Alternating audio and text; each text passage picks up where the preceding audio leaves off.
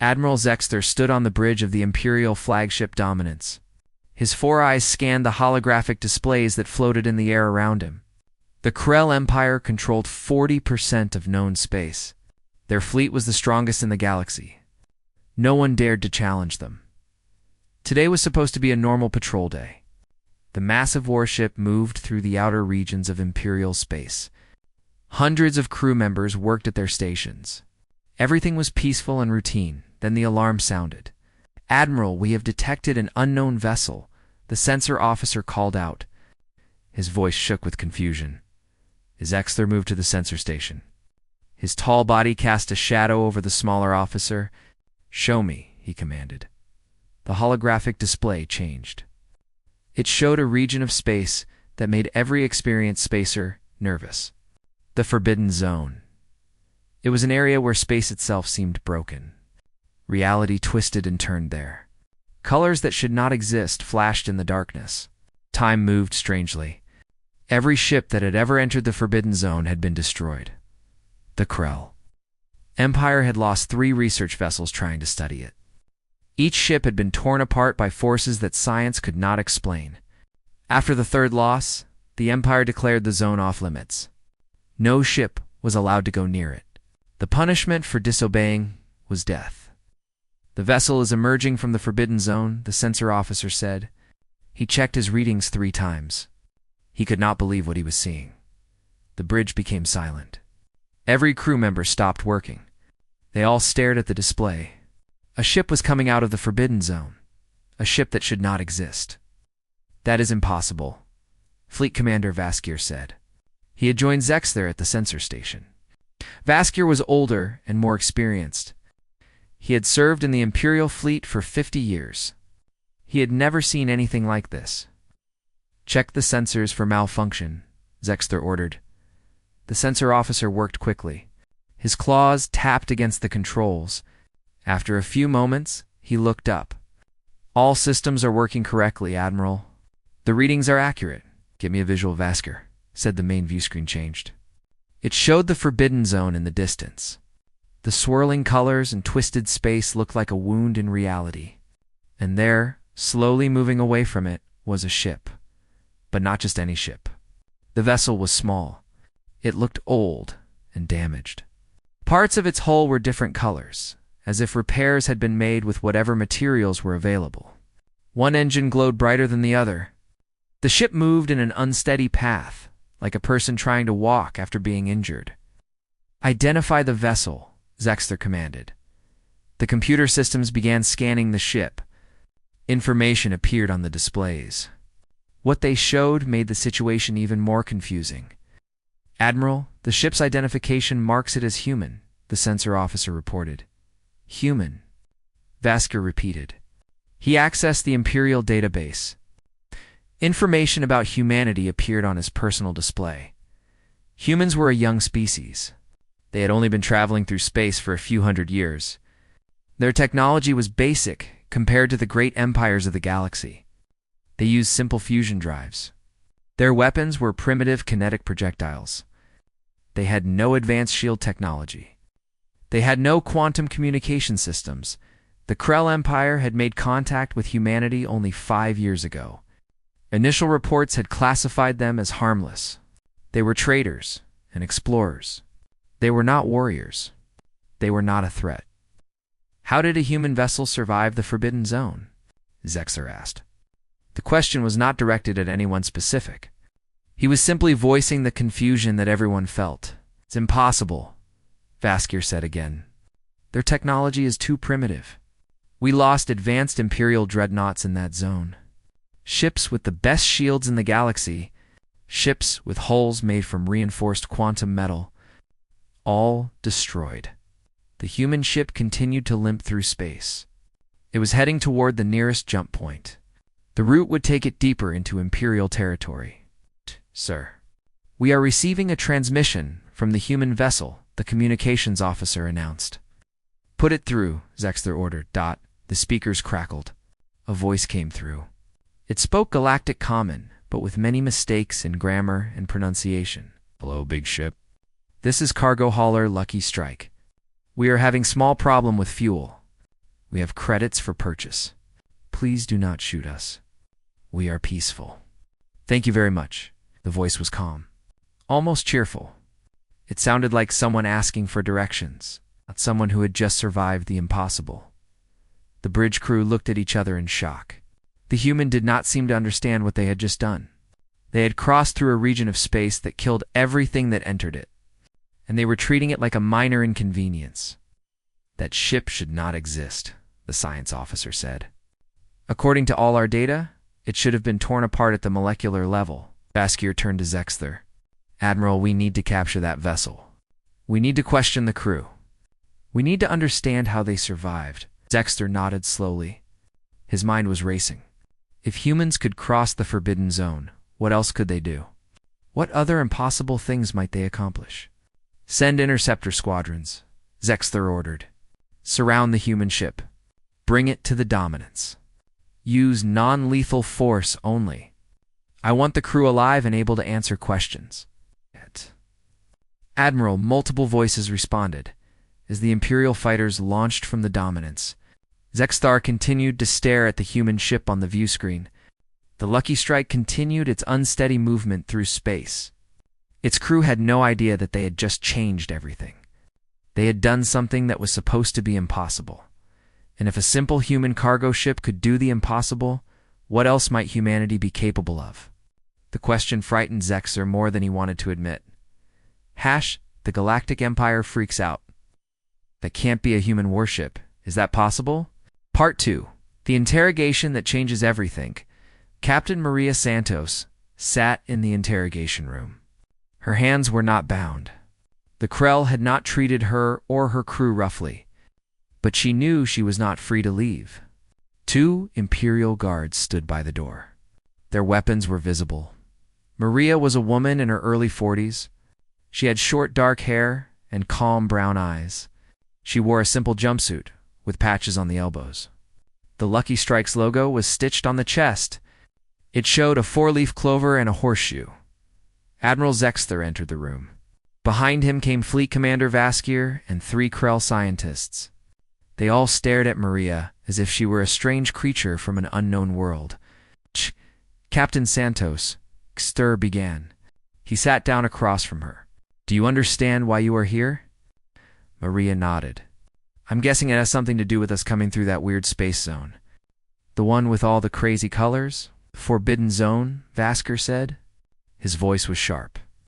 A region of space that has destroyed every vessel that has entered it, including 3 Imperial research ships. Each one was worth more than your entire planet's economy. Maria's eyebrows went up. Oh, we didn't know it had a name.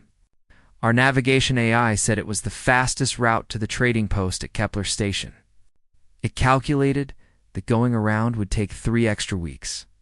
We were already behind schedule. The Krell looked at each other. One of the scientists, a female named Kelrun, leaned forward. Your AI told you to go through the Forbidden Zone? Well, it called it an area of spatial anomalies, Maria said. It rated the risk as moderate. We've gone through moderate risk areas before. Usually it's just some radiation or a small gravity well. Nothing too serious? Nothing too serious? Exthar repeated. He felt his 2 hearts beating faster. Captain, that zone tears ships apart. It breaks down matter at the molecular level. It creates time distortions that age crews to death in seconds. How did you survive? Maria thought for a moment. Honestly, we weren't sure we would. But we needed to make our delivery deadline. So we prepared as best as we could. Explain your preparations, Kelrun said.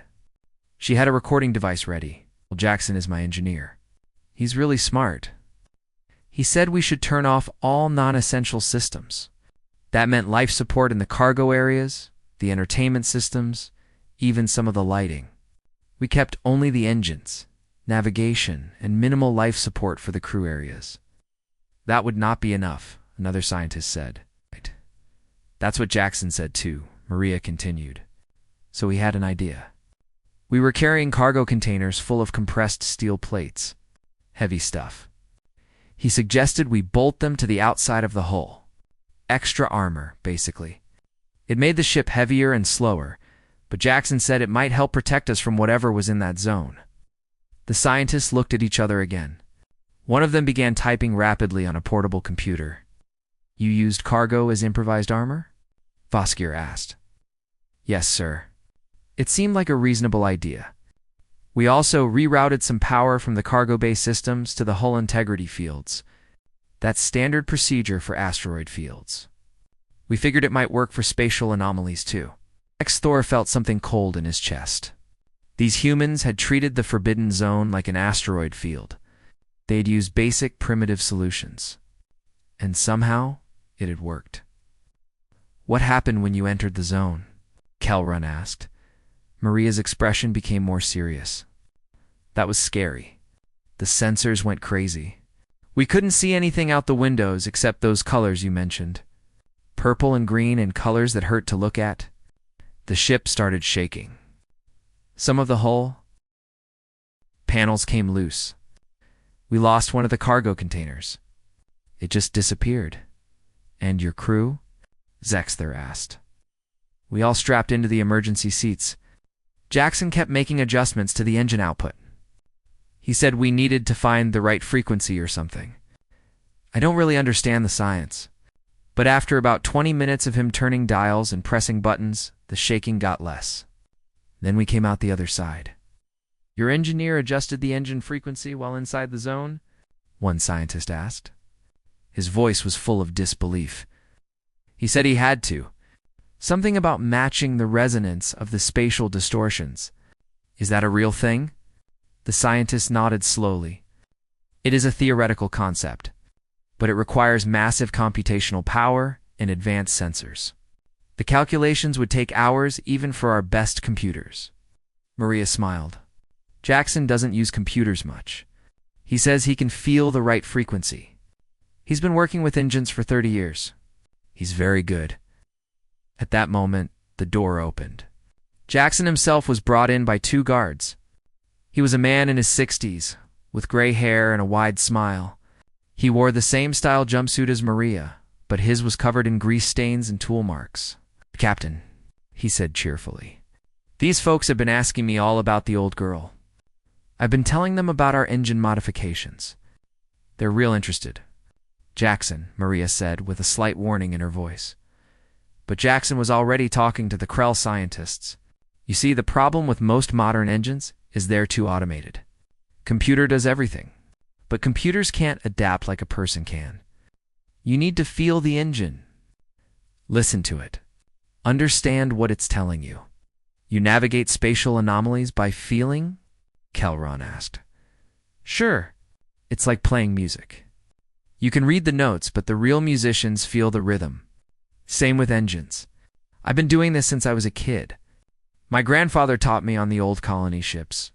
Those things ran on intuition and prayer. Sexter stood up. He looked at VA's single quotes. Kier. They both understood what they were seeing. These humans did not have better technology. They had something different. They had experience, intuition, and a willingness to try things that seemed impossible. Captain Santos Voskier said, Your vessel is registered as a cargo hauler. Does humanity have military ships? Maria nodded. Of course. The United Human Space Navy has several warships. I served on one before I became a civilian captain. What are these warships like? Zexther asked.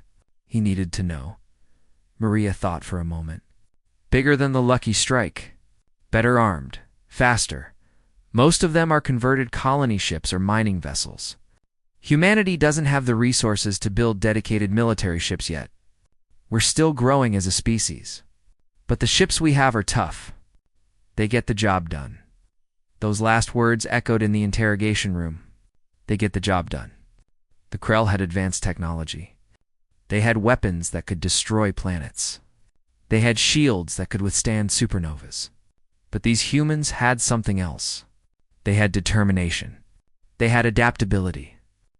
They had crews who could navigate the impossible by feeling and intuition. Zexter made a decision. Take them to comfortable quarters. They are not prisoners. They are guests. We will refuel their ship and release them. Vaskier looked surprised. Admiral, should we not study them further? No, Zexer said quietly. Because if this is what their cargo ships can do, I do not want to imagine what their warships are capable of. We should not make enemies of these humans. As Maria and Jackson were led away, Jackson's voice could be heard in the corridor. Real nice ship you have here. That engine hum sounds a bit off, though. Want me to take a look? The Krell scientists looked at each other nervously, and for the first time in Imperial history, they felt uncertain about the future. The Galactic Empire freaks out. That can't be a human warship, is that possible? Part 3. The Empire's worst fear, the Krell High Council chamber, was enormous. It was built to show the power of the Empire. The ceiling reached up 50 meters. Holographic displays floated everywhere. 20 council members sat in a circle. Each one represented a different sector of Imperial space. High Counselor Vextra called the emergency session to order. His scales were silver with age. He had led the council for 30 years. He had seen the Empire grow stronger every year, until now. We have received a disturbing report from Fleet Commander Vaskir, Vextra announced. His voice echoed through the chamber. A human cargo vessel has crossed through the Forbidden Zone and survived. Erupted in noise. Everyone was talking at once. Some thought it was a lie. Others demanded more information. Some wanted to know who the humans were. Silence, Vextra commanded. The room became quiet.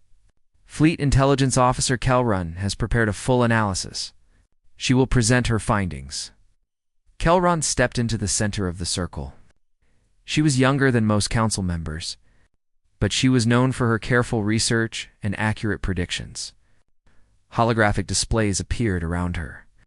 Council members, I have studied humanity extensively since this incident Kelrun began. What I have discovered is deeply concerning. The humans are not advanced. Their technology is basic. They use fusion drives that we stopped using 200 years ago. Their weapons are simple kinetic projectiles. They have no energy shields. By all measurements, they should not be a threat. Then why are we here? One council member asked. Because they do things they should not be able to do, Kelrun said. She activated a holographic display. It showed a map of known space. Look at this. Red markers show human settlements and regular travel routes. The display was covered in red markers. They were everywhere. Some were in systems that the Krell had marked as too dangerous for colonization. Some were in regions with hostile species. Some were in areas with no apparent resources. How are they in all these places? Another council member asked. Kelrun brought up another display. This is a human colony on Thatni. The planet has an atmosphere with 30% more nitrogen than standard. Most species require breathing apparatus there. Humans adapted. They changed their bodies through something they call genetic therapy. Within 2 generations, they could breathe the air naturally. That is illegal under galactic law, someone said. Genetic modification is forbidden. Humans were not part of the galactic community when they colonized Thatnine, Kelrun replied. They did not know the law. And now, it is done. 3 million humans live there. They cannot be removed. She brought up more examples. A human mining operation in an asteroid field that was supposed to be impossible to navigate. A human trade station built inside the gravity well of a dying star. A human exploration ship that had mapped a dangerous nebula that no other species would enter. They go where we will not go, Kelrun explained. They try things we consider impossible, and often they succeed. Not because their technology is better, but because they do not understand that something is supposed to be impossible. Ignorance is not a strength, Vextra said. With respect, High Counselor, perhaps it is, Kelrun replied. Look at their approach to the Forbidden Zone. They did not know it was forbidden. They did not know it was deadly. So they treated it like any other navigation hazard. They used basic solutions. Extra armor, reduced power consumption, manual adjustments. And it worked. The council was silent. Everyone was thinking about the implications. Oh, there's more, Kelrun continued. I've analyzed human culture and psychology. They have a concept they call Murphy's Law. It states that anything that can go wrong will go wrong. So they prepare for everything to fail. They build redundant systems. They train for worst-case scenarios. They expect problems and plan around them. So that is just basic engineering, someone said. Yes, but they apply it to everything. Their ships have backup systems for the backup systems. Their crews train constantly for emergencies. And they have another saying: when something goes wrong, they fix it with whatever they have available. They call it improvising. Kelrun showed video footage. It was from a human ship's log. The video showed a crew repairing a broken engine using parts from a food processor and some wire. The repair held long enough for the ship to reach a proper repair station. They make things work that should not work, Kelrun said, because they refuse to give up. And this brings me to my greatest concern. She brought up a new display. It showed various human vessels. These are human warships. The UHSV Defiant, the UHSV Resolution, the UHSV Indomitable. All of them were something else before they became warships. Colony ships, mining vessels, generation ships built to travel between stars over centuries. Humanity converted them into military vessels. The images showed massive ships. They were not elegant like Imperial warships. They were blocky and utilitarian, but they were covered in weapons, and something about them looked dangerous. If they can convert civilian ships into warships, what could they build if they actually designed military vessels from the start? Kelrun asked. What if they learned from us? What if they studied our technology and combined it with their adaptability? The council chamber was completely silent now. Every member understood what Kelrun was saying. I recommend we conduct covert surveillance of human space, Kelrun said. We need to understand them better. We need to know their true capabilities. Vextra nodded. Permission granted. Report your findings directly to this council. Do not engage with human vessels. Observe only. 3 weeks later, Kelrun returned to the council. She looked frightened. That alone was unusual. Intelligence officers were trained to show no emotion. I have completed my surveillance, she reported. The situation is worse than I thought. She showed new footage. Human patrol ships moving through pirate-infested space. Human trade convoys traveling without escorts through war zones. Human mining operations in regions the Krell considered too dangerous. They are everywhere we are not, Kelrun said. They go to dangerous places, and they survive. I watched a human patrol ship encounter a Vrax raiding party. The Vrax have destroyed many Imperial vessels. The human ship was outnumbered 5-1. It won. How? Vextra demanded. By doing something unexpected. The human captain flew directly at the sun. The Vrax followed. But the human ship had better heat shielding. It could get closer to the star. When the Vrax ships had to break off or be destroyed, the human vessel turned and attacked from behind. All 5 Vrax ships were disabled. Another council member spoke up. That tactic is insane. One small miscalculation, and the human ship would have been destroyed, as Kelrun agreed. But the human captain made no miscalculation. And that is what frightens me. They take terrible risks, but they somehow make those risks work. She took a deep breath before continuing. Council members, humanity is not a threat yet, but they will be. In 10 years, 20 years, maybe 50, they are learning fast. They are expanding rapidly. And they are fearless. I recommend we establish friendly relations immediately. We must become their allies before someone else does. Or worse, before we become their enemies. The council voted that same day. The decision was unanimous. Humanity would be offered full diplomatic relations, trade agreements, technology exchange, not because the Krell wanted to be generous, but because they were afraid of what humans might become if left alone. High Counselor Vextra made one final statement. Let the record show that on this day, the Krell Empire acknowledged a new truth. The most dangerous species is not the one with the best weapons. It is the one that refuses to accept limitations.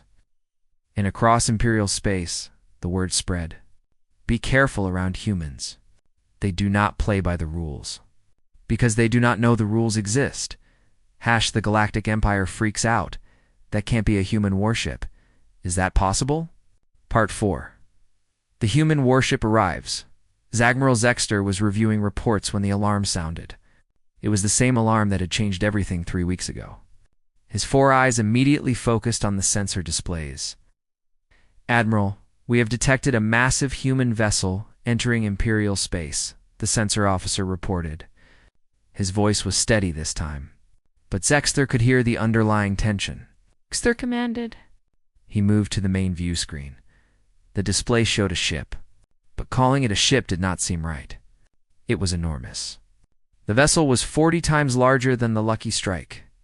Its shape was strange, a long cylinder that rotated slowly. Even from a distance, Zexter could see it was old. That is a human generation ship, Fleet Commander Vasker said. He had accessed the database. Information scrolled across his display. Built approximately 150 years ago, designed to carry 10,000 colonists to a distant star system. Journey time was supposed to be 200 years. Zexter asked. Sir, we are receiving a transmission. It is a diplomatic identification code. They are requesting permission to enter Imperial space to retrieve Captain Santos and her crew. Zexter felt his scales tighten. The humans had sent a generation ship, an old colony vessel. But as he looked more carefully at the image, he saw things that made his blood run cold. The ship's hull was covered in additions. Turrets that were obviously weapons. Arrays that looked like targeting systems. And the entire vessel was surrounded by a cloud of small objects. Thousands of them. What are those objects around the ship? Zexter asked. The science officer worked at his station. After a moment, he looked up with confusion on his face. Admiral, they appear to be debris. Scrap metal. Broken hull plates. Fragments of destroyed ships. But they are moving in formation with the vessel. They are under controlled guidance. Scramble the fleet, Zexter ordered. I want every available warship in position. But do not fire unless fired upon. Open a communication channel. The view screen changed. A human appeared. He was a man in his 50s, with short gray hair and sharp blue eyes. He wore a dark blue uniform with insignia on the shoulders.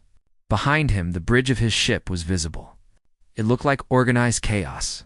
Crew members were working at stations that seemed too old to function, but everything was clearly operational. I am Commander James Chen of the United Human Space Vessel Indomitable, the human said. His voice was calm and professional. I am here on a diplomatic mission to retrieve our citizens, Captain Maria Santos and her crew. We apologize for any inconvenience our people may have caused. I am Admiral Zexter of the Krell Imperial Fleet, Zexter replied. Your vessel is quite large for a diplomatic mission, Commander.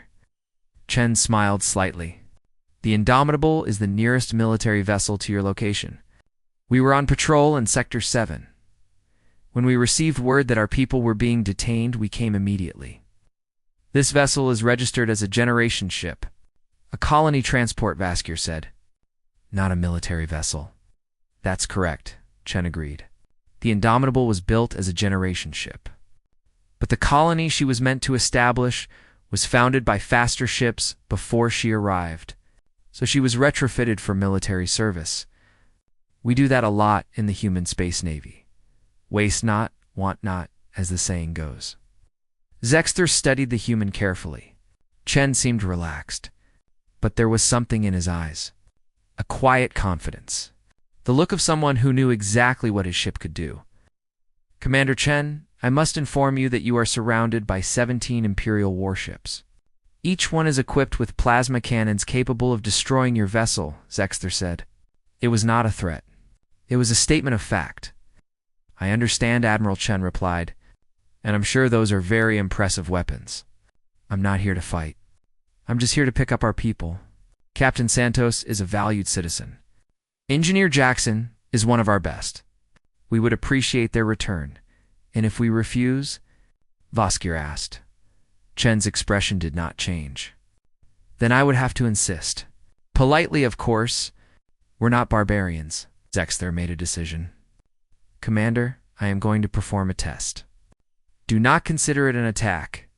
It is simply a demonstration. I want to see what your ship can do. Chen nodded. I understand, Admiral. Do what you need to do. Zexa ordered one of the smaller Imperial frigates to perform a mock attack run. The frigate moved forward. It locked targeting sensors onto the Indomitable.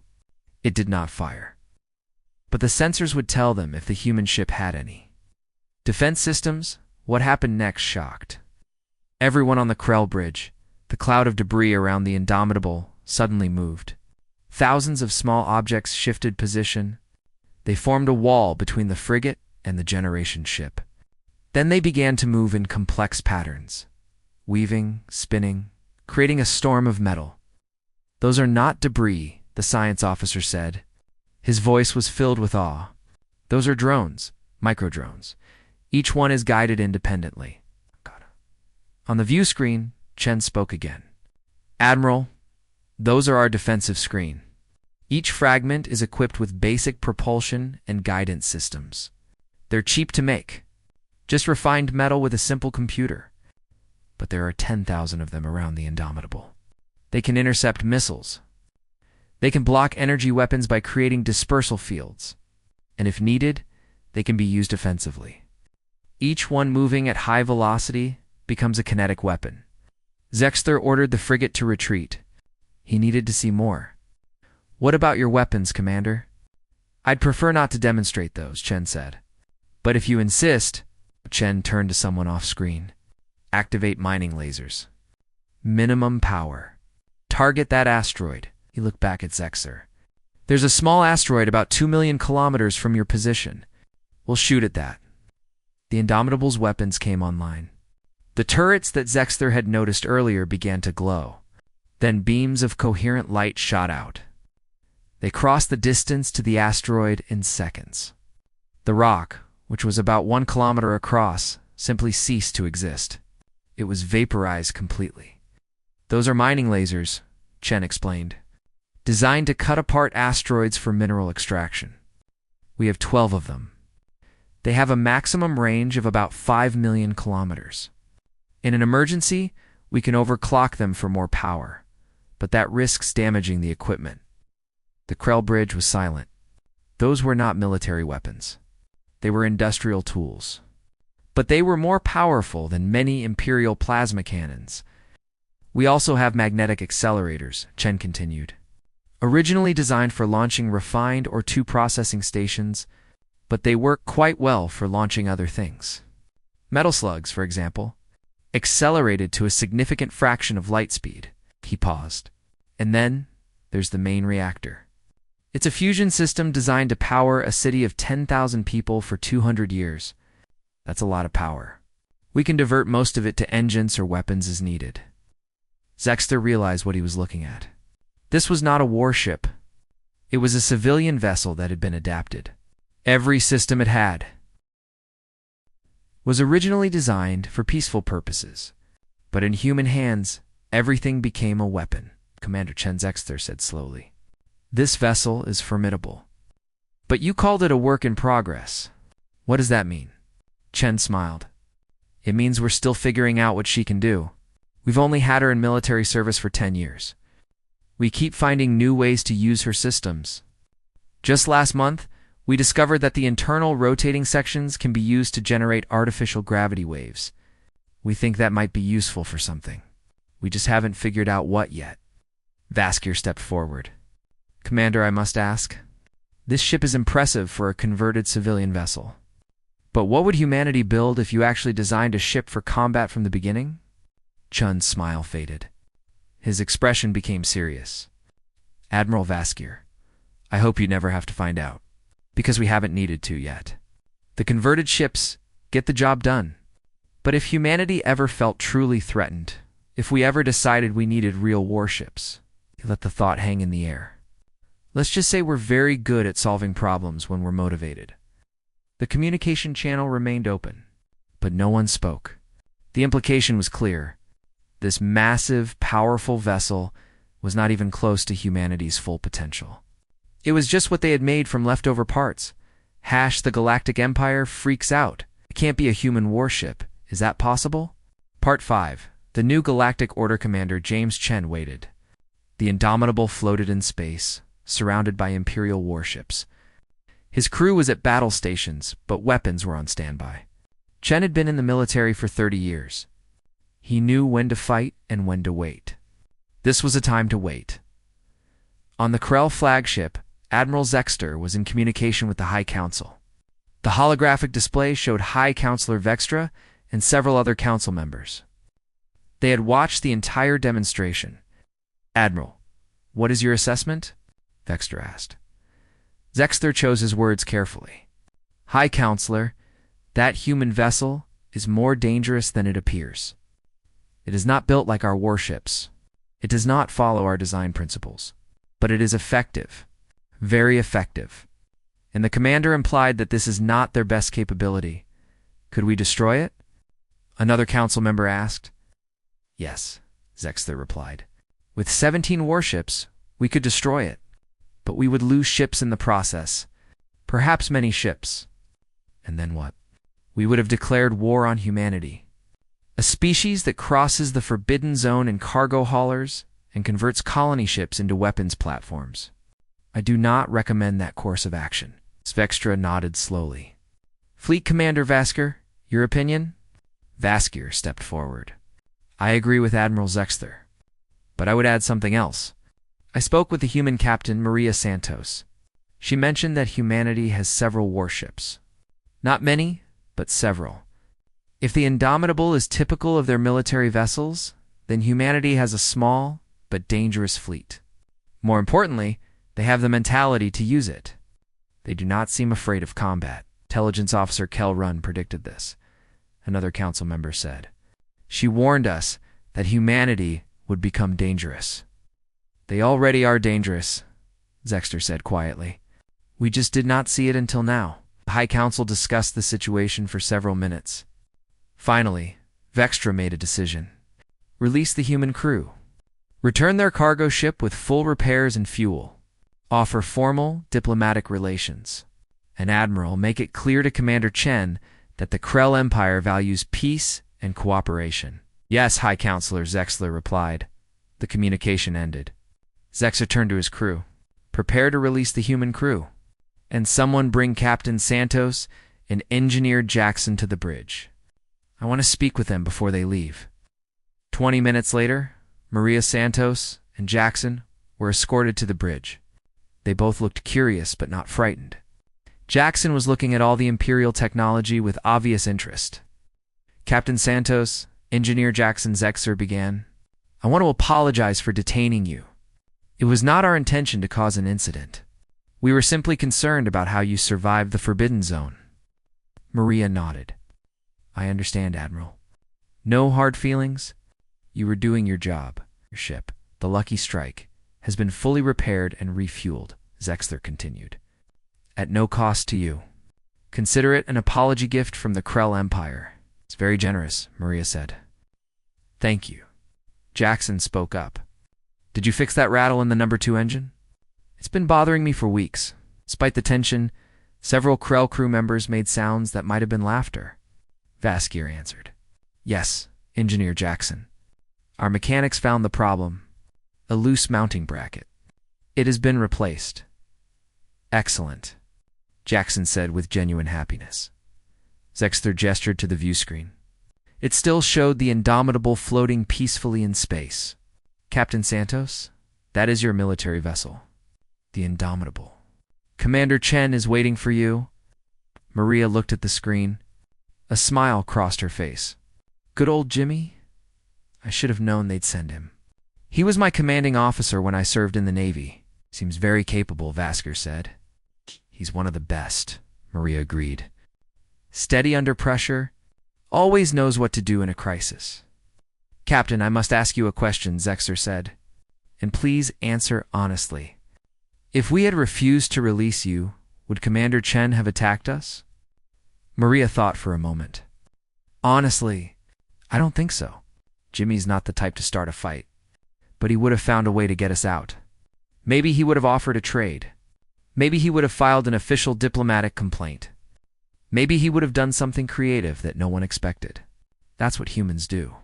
We find solutions, even if the solution seems impossible. Ixtha asked. Maria smiled. Especially if the solution seems impossible. That's when we're at our best. A shuttle was prepared to take Maria and Jackson back to the Lucky Strike. Before they left, Jackson turned to the Krell engineering staff. Hey, if you folks ever need help with anything, let me know. I love working on new types of engines. Maybe we could exchange technical information sometime. One of the Krell engineers actually agreed. I would be interested in learning your intuitive approach to engine management. Perhaps we could arrange a knowledge exchange program. That would be great, Jackson said enthusiastically. After the humans departed, Zexter opened a communication channel with Commander Chen. Commander, your crew is on their way back to you. They will reach their ship shortly. We apologize for any inconvenience. No apology necessary, Admiral Chen replied. I understand you were just being cautious. That's good policy. Commander Chen, the Krell High Council, has authorized me to offer formal diplomatic relations between our peoples. We would like to establish trade agreements, cultural exchanges, and mutual defense pacts. Chen raised his eyebrows slightly. That's quite generous. My government will need to review any official agreements, of course, but I think they'll be interested. Humanity values good neighbors. As do we, Zexter said. Commander, may I ask you one final question? Of course, you said that humanity would build real warships if you felt threatened. What would those ships be like? Chen was quiet for a moment. When he spoke, his voice was thoughtful. Admiral, I honestly don't know. We've never needed to find out. Humanity has always preferred to convert existing ships rather than build new ones. It's cheaper and faster. But if we ever did decide to design ships specifically for combat, with no other purpose, he paused. We would probably start by looking at what works and what doesn't. We'd study every battle we've ever fought. We'd learn from every species we've met. And then we'd build something that nobody expected. Because that's what humans do best. I hope relations between our peoples remain peaceful, Zexter said sincerely. So do I, Admiral. So do I. The communication ended. Commander Chen gave orders to prepare for departure. In the distance, the Lucky Strike's engines came online. The small cargo hauler, the ship that had started everything by crossing the Forbidden Zone, began moving toward the nearest jump point. The Indomitable followed at a respectful distance, its cloud of defensive drones moving with it like a swarm of protective insects. On the Krell flagship, Vaskir stood beside Zexter. They both watched the human ships leave. Do you think we made the right decision? Vaskir asked. Yes, Zexter replied. Today we made humanity our friends. If we had done otherwise, we might have made them our enemies. And I do not want to see what humanity becomes when they have enemies. Fleet Intelligence Officer Kel Run appeared on the bridge. She had been monitoring everything. Admiral, I am updating my reports on humanity. What classification should I use? Zexter thought carefully. Mark them as unpredictable allies. Technologically inferior, but strategically dangerous. Recommend non-aggression and active cooperation. And add a note, never underestimate human ingenuity. Yes, Admiral Kelroon said. Across Imperial space, the word spread quickly. The story of the cargo ship that crossed the Forbidden Zone became legend. The story of the generation ship that became a warship was discussed in every military academy. And whenever someone saw a human vessel, the question was always the same. That can't be a human warship, can it? The answer was always uncertain, because with humans, anything was possible. 3 months later, Captain Maria Santos was back to her normal work. She was delivering cargo to remote stations and making her deadlines. The Lucky Strike ran smoothly, thanks to the repairs the Krell had provided. Jackson was happy because the engine rattle was finally gone. But something had changed.